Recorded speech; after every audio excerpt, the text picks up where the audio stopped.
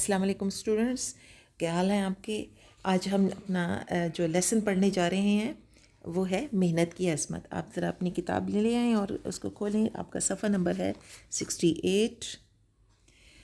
Lesson جو ہے آپ کا محنت کی عظمت، اور اس کا جو معنی اور مفہوم ہے وہ یہ ہے کہ محنت کی عظمت سے مراد یہ ہے کہ اللہ تعالیٰ کی دی ہوئی جسمانی صلاحیتوں کو پوری طاقت سے استعمال میں لا کر کوئی کام کرنا، اسے ہلکا نہ سمجھنا، یعنی کہ جو بھی کام ہو اچھے طریقے سے اس کو کرنا اور اس کو میں کوئی آر نہ سمجھنا، وہ محنت کہلاتا ہے۔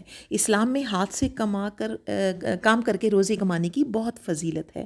محنت مزدوری کر کے روزی کمانے والے کو اللہ تعالیٰ بے حد پسند فرماتا ہے۔ آپ صلی اللہ علیہ وآلہ وسلم نے ارشاد فرمایا، اللہ تعالیٰ اس بات کو پسند فرماتا ہے کہ اپنے بندے کو حلال روزی کی تلاش میں محنت کرتا اور تکلیف اٹھاتا دیکھے۔ رسول اللہ صلی اللہ علیہ وآلہ وسلم نے محنت کا احترام سکھایا اور مزدور سے انصاف اور شفقت کا احساس دلایا۔ آپ صلی اللہ علیہ وآلہ وسلم نے اجرت کی ادائیگی پر خدمت لینے کی اجازت دی ہے۔ آپ صلی اللہ علیہ وسلم نے ارشاد فرمایا، مزدور کا پسینہ خشک ہونے سے پہلے اس کی مزدوری دے دیا کرو۔ اللہ تعالیٰ نے آپ صلی اللہ علیہ وسلم کو انسانیت کی ہدایت کا جو عظیم کام سونپا، آپ صلی اللہ علیہ وآلہ وسلم نے اس مقصد حیات کو پوری محنت اور لگن سے انجام دیا۔ یہ اسی محنت کی برکات تھیں کہ 23 سال کے مختصر عرصے میں ایسا انقلاب آیا کہ جس نے دنیا کا نقشہ بدل دیا۔ یعنی کہ آپ یہ دیکھیں کہ محنت کو اللہ تعالیٰ نے بہت اہمیت دی ہے، اور ساتھ میں اس کی فضیلت جو ہے وہ بہت ہے، اور کہا گیا کہ جو انسان محنت مزدوری کر کے رزق کماتا ہے تو اللہ نے اس کو اپنا دوست بھی کہا ہے، اور ایسے لوگ جو محنت مزدوری کر کے حلال روزی کماتے ہیں تو اللہ تعالیٰ ان سے بہت پسند ان کو کرتا ہے، ان سے راضی رہتا ہے۔ آپ یہ دیکھیں کہ نہ صرف انسان بلکہ عام انسان بلکہ ہمارے انبیاء کرام جو تھے وہ بھی محنت مزدوری کیا کرتے تھے۔ اس سلسلے میں اسوہ انبیاء علیہ السلام جو ہیں، یہ ہے کہ نبی اکرم صلی اللہ علیہ وآلہ وسلم کے اسوہ حسنہ کے علاوہ دیگر انبیاء کرام کی زندگیوں میں بھی محنت کی عظمت کا درس موجود ہے۔ یعنی کہ آپ یہ دیکھیں کہ ہمارے نبی پاک صلی اللہ علیہ وسلم بھی بہت محنت کرتے تھے۔ اس کے علاوہ بھی جو مختلف انبیاء علیہ السلام آئے تھے انہوں نے بھی محنت مزدوری کی تھی اور اپنی روزی کمائی تھی۔ انبیاء علیہ السلام نے اپنے حالات کے مطابق مختلف کام کر کے روزی کمائی، اور حضرت آدم علیہ السلام کاشتکاری کیا کرتے تھے، حضرت نوح علیہ السلام بڑھئی کا کام کرتے تھے، حضرت ادریس علیہ السلام کپڑے سیتے تھے، حضرت ہود علیہ السلام تجارت کرتے تھے، حضرت داؤد علیہ السلام لوہے کا کام کرتے تھے۔ انہیں مختلف آلات بنانے میں کمال حاصل تھا، یعنی کہ لوہے کے جو اوزار ہوتے ہیں نا، حضرت داؤد علیہ السلام جو تھے وہ بنانے میں ان کو بہت کمال تھا۔ حضرت ابراہیم خلیل اللہ، یعنی ان کا لقب تھا خلیل اللہ حضرت ابراہیم کا، گلہ بانی اور کاشتکاری کرتے تھے، یعنی کہ بھیڑ بکریاں جو تھے وہ بھی چراتے تھے۔ اس طرح حضرت یعقوب علیہ السلام اور حضرت موسیٰ نے بھی گلہ بانی کی۔ گویا ہاتھ کی کمائی سے روزی کمانا یا حاصل کرنا انبیاء کرام کی بھی سنت ہے۔ آپ یہ دیکھیں کہ کام کرنا بھی جو ہے وہ کتنا ضروری ہے، حلال روزی کمانا، کیونکہ اللہ تعالیٰ اس چیز کو پسند فرماتا ہے۔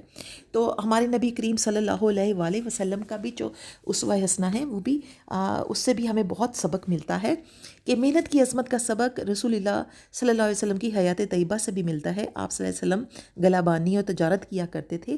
آپ صلی اللہ علیہ وسلم اپنی ذاتی کام خود کر لیا کرتے تھے، بکریوں کا دودھ دھو لیا کرتے تھے، کپڑوں پر پیوند لگا لیا کرتے تھے، لکڑیاں لے آیا کرتے تھے، گھر کی صفائی کر لیا کرتے تھے۔ آپ صلی اللہ علیہ وآلہ وسلم نے مسجد نبوی کی تعمیر میں عام مزدور کی طرح حصہ لیا۔ غزوہ احزاب، جس کو غزوہ خندق بھی کہتے ہیں نا، اس کے موقع پر خندق کی کھدائی میں آپ صلی اللہ علیہ وآلہ وسلم عملی طور پر شریک ہوئے تھے۔ دور حاضر کی محنت کش افراد کے لیے ہمارے نبی کریم صلی اللہ علیہ وسلم کی ذات گرامی میں بہترین نمونہ ہے۔ الغرض ہمیں انبیاء کرام علیہ السلام اور صحابہ کرام علیہ السلام کی زندگیوں سے یہ سبق ملتا ہے کہ انسان کی عظمت کا راز محنت میں پوشیدہ ہے۔ جو افراد اور قومیں محنت کی عظمت کو سمجھ جاتی ہیں وہ پھر کسی پیشے کو کمتر یا حقیر نہیں سمجھتی۔ یعنی کہ جو لوگ محنت مزدوری کر کے روزی کمانا جانتے ہیں اور محنت کرنے میں آر محسوس نہیں کرتے، ایسی قومیں جو ہیں وہ ترقی کرتی ہیں، ایسے لوگ بھی جو ہیں وہ آگے بڑھتے ہیں۔ اچھا، اس سلسلے میں جہاں ہمارے انبیاء کرام تھے وہاں پہ ہمارے صحابہ کرام کا بھی طرز عمل جو تھا وہ بالکل ایسا تھا۔ آپ یہ دیکھیں کہ ہمارے پہلے خلیفہ حضرت ابو بکر صدیق کپڑے کا کاروبار کرتے تھے، خلیفہ دوم حضرت عمر فاروق کا پیشہ تجارت تھا، تیسرے خلیفہ حضرت عثمان غنی کا بہت بڑا کاروبار تھا اور آپ کے تجارتی قافلے مکہ مکرمہ سے دیگر علاقوں تک جاتے تھے۔ چوتھے خلیفہ راشد حضرت علی رضی اللہ تعالیٰ عنہ محنت اور مزدوری کرتے تھے۔ ام المومنین حضرت خدیجہ الکبریٰ رضی اللہ تعالیٰ عنہ تجارت کرتی تھیں۔ آپ یہ دیکھیں کہ ہمارے چاروں خلفائے راشدین جو تھے وہ بھی محنت مزدوری کرتے تھے۔ ہجرت مدینہ کے بعد انصار صحابہ کرام نے جب مہاجر صحابہ کرام کو اپنے کاروبار میں حصہ دار بننے کی دعوت دی تو انہوں نے ان پر انحصار کرنے کے بجائے خود کام کرنے کو ترجیح دی۔ جب یہ دیکھیں جب مکہ سے ہجرت کر کے مدینہ گئے تھے تو وہاں کے انصار جو تھے انہوں نے مہاجرین کا بہت خیر مقدم کیا تھا اور ان کو ہر چیز میں حصہ دار بنایا تھا، لیکن جو مہاجرین تھے وہ بھی اتنے ان کے اندر اتنی عزت نفس ان کی تھی اور وہ محنت کرنے کو، چونکہ ظاہر ہے نبی پاک کے اسوہ حسنہ پر چل رہے تھے تو وہ لوگ جو تھے انہوں نے بھی محنت مزدوری خود کام کرنے کو ترجیح دی تھی اور بجائے یہ کہ وہ کسی پر بوجھ بنتے۔ اچھا، جہاں پہ اتنا آپ یہ دیکھیں مذہبی لحاظ سے بھی کتنے اس کے فائدے ہیں، اس طرح محنت کے ویسے دنیاوی فائدے بھی بہت ہیں، دینی تو ہیں ہی، دنیاوی فائدے بھی بہت ہیں۔ اب محنت کے بے شمار فائدے، جن میں سے کچھ میں آپ کو بتا رہی ہوں کہ محنت کرنے والے کسی کے محتاج نہیں ہوتے، اور محنت سے عزت نفس میں اضافہ ہوتا ہے، اور پھر محنت کرنے سے خوشحالی آتی ہے، محنت کرنے سے خودداری جو ہے انسان کی وہ قائم رہتی ہے۔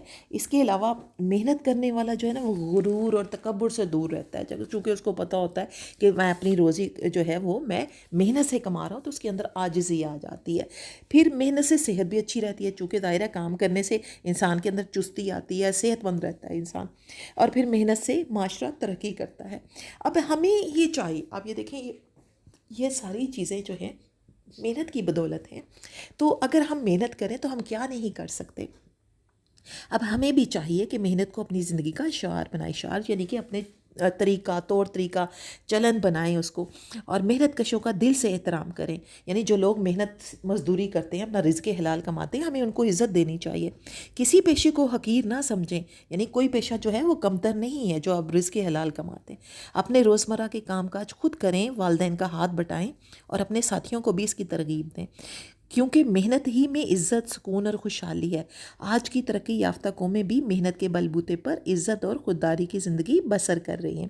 ہمارا دین بھی ہمیں محنت کے سنہری اصولوں کے تحت ہی عظمت اور عزت کا درس دیتا ہے۔